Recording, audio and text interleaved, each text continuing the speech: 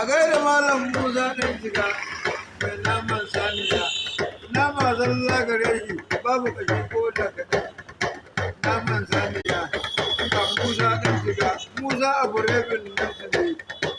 Masoyinmu ne, mai ƙaunanmu ne. Alheri aikin shi ne, da sadaka aikin shi ne.